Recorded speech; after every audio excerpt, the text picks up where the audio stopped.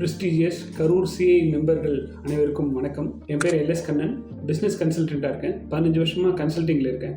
முதல்ல கரூரை மிகப்பெரிய ஒரு வளர்ச்சி நகரமாக மாற்றக்கூடிய உங்களோட முயற்சிக்கு என்னோட பணிவான வாழ்த்துக்கள். விஷன் 2030 உங்களோட மிகப்பெரிய முயற்சியில் எனக்கும் பங்களிக்க ஒரு வாய்ப்பு அந்த கொடுக்கறதுக்கான இந்த விஷயத்தில் ரொம்ப ரொம்ப சந்தோஷம் எனக்கு. அதில் நானும் ஒரு பார்ட்டாக இருந்தேன்னா I will be so happy. என்னோட 15 வருஷ பயணத்தில் பார்த்தீங்கன்னா என்னோட கேள்வி இதுதான்: சிறு நிறுவனங்கள் எவ்வளோ நாளாக சின்ன கம்பெனியாகவே இருக்கணும், ஏன் அந்த மாதிரி சின்ன கம்பெனியாகவே இருக்குது அப்படின்றதான் என்னோட ஆராய்ச்சி. 2011 2016 வரைக்கும் இந்த ஆராய்ச்சியில் எனக்கு ஒரு சில பாயிண்ட்ஸ் கிடைச்சது. லக்கீலி கவர்மெண்ட்டோட நிறைய ப்ராஜெக்ட்ஸில் எனக்கு ஒரு 700 ஆண்டர்பிரினர்களோட இன்டராக்ட் பண்ணக்கூடிய ஒரு வாய்ப்பு கிடைச்சது. தமிழ்நாடு, கர்நாடகா, மகாராஷ்டிரா இங்கெல்லாம் நான் ஆண்டர்பிரினர்ஸோட இன்டராக்ட் பண்ணியிருக்கேன். இதில் எனக்கு தெரிஞ்ச விஷயங்கள் என்ன அப்படின்னா, ஒரு 7 காரணங்கள், அந்த காரணங்களால ஒரு நிறுவனம் பெரிய நிறுவனமாக வளராமல் இருக்கு. இதை தான் நான் பிஸ்னஸில் consulting, small and medium size பிஸ்னஸ்க்கான கன்சல்டிங் மாடலாகவே டெலிவரி பண்ணிட்டு இருக்கேன். கோல் என்ன அப்படின்னா, ஒரு 10 மடங்கு வளர்ச்சிக்கு ஒரு நிறுவனத்துக்கு என்ன தேவை அப்படின்ற அடிப்படை விஷயங்கள் தான் டெவலப் பண்ணிட்டு இருக்கு. ஸோ அதுக்கான ஸ்ட்ராட்டஜிஸ் என்ன இருக்கு, அதுக்கான சிஸ்டம்ஸ் என்ன இருக்கு, இதுதான் எங்களோட டெலிவரபிளாக இருக்கு.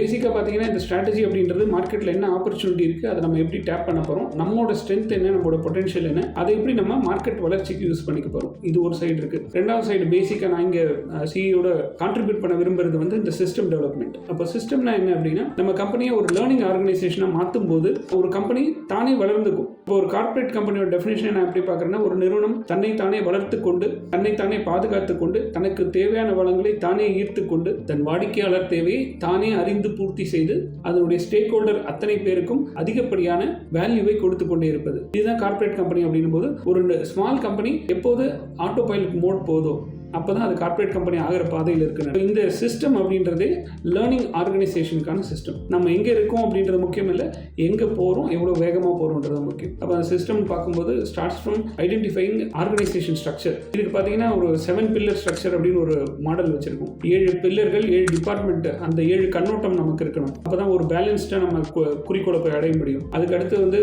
ஒவ்வொரு பில்லருக்கும் என்ன பர்சனாலிட்டியில் இருக்கணும். ஏன்னா நிறைய சைக்கோமெட்ரிக் அனாலிசிஸ் எல்லாமே சிம்பிளாக 4 டைப் பர்சனாலிட்டியில் எந்த டைப் பர்சனாலிட்டி அந்த பில்லர் லீட் பண்ணால் பெட்டராக இருக்கும். ஏன்னா பேசிக் விருப்பங்களும் இருக்கு. அந்த வெறுப்புகள் நம்மளோட ப்ரொஃபஷனல் லைஃப்பை தீர்மானிக்குது. அப்போ அந்த பில்லர் எந்த பர்சனாலிட்டியில் இருக்கணுன்றது தீர்மானிக்கிறோம். அதுக்கடுத்து அவங்களுக்கான ஜாப் டிஸ்கிரிப்ஷன், ஜென்ரலாக ஒரு A4 ஷீட்டை கொடுத்து ஜாப் டிஸ்கிரிப்ஷன் எது சொல்கிற மாதிரி இல்லாமல் சயின்டிஃபிக்காக ஜாப் டிஸ்கிரிப்ஷன் எப்படி அரைவ் பண்ணுறது, அப்படி அரைவ் பண்ணுறது மூலமாக நம்ம கம்பெனியில் என்னென்னலாம் ப்ராசஸ் இருக்குது, எந்த ப்ராசஸ்லாம் வீக்காக இருக்குன்றதை கண்டுபிடிக்கலாம்.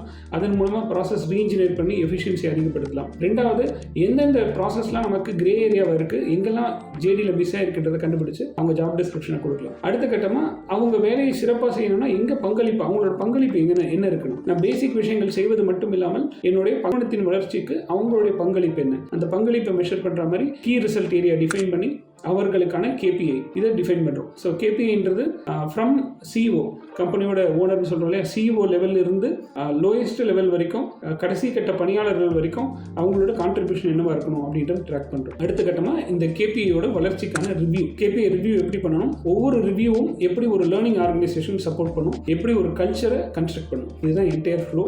இதுதான் என்னோட ஃபோர்ட்டே, இதுதான் என்னோட ஸ்ட்ரென்த்தாக இருக்குது. இதில் நான் கரூர் நிறுவனங்களுக்கு பங்களிப்பு கொடுக்க முடிஞ்சால் ரொம்ப சந்தோஷமாக இருக்கும். மற்றவை நேரில் டீட்டெயிலாக பேசுவோம். Thank you so much.